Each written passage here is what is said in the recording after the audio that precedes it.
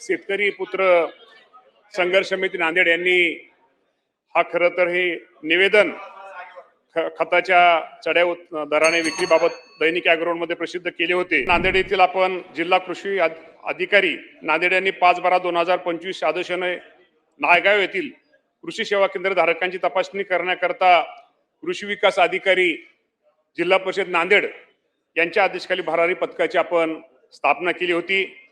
आणि भरारी पथकाने ज्यावेळेस त्यांनी त्या भेट दिली त्या टायमाला 8/12/2025 रोजी नायगाव येथील रासायनिक खत केंद्र 7 केंद्रावरती त्यांनी तपासणी केली आणि त्यामध्ये साधारणतः 4 विक्रेत्यांनी MRP पेक्षा जास्त दराने विक्री केले आणि 3 विक्रेत्यांनी खत उपलब्ध नसतानाही शेतकऱ्यांना खत उपलब्ध नाही असं सांगितल्याचे आढळून आले।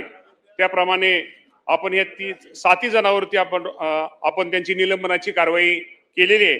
आणि या बाबतीमध्ये त्यांनी जे काही दुसरे काही प्रश्न स्कोपमध्ये होते, काय स्कोपच्या बाहेरचे होते, त्या बाबतीमध्ये मी एवढं हे सांगतो की आपण या बाबतीमध्ये सदर अनुषंगाने आयुक्त कृषी यांची प्राथमिक चौकशी करण्यावर शासन स्तरावर आपण त्यांना निर्देश देण्यात आलेले आहेत। त्या बाबतीमध्ये जो कोण दोषी आढळेल त्या बाबतीमध्ये कडक कारवाई केली जाईल।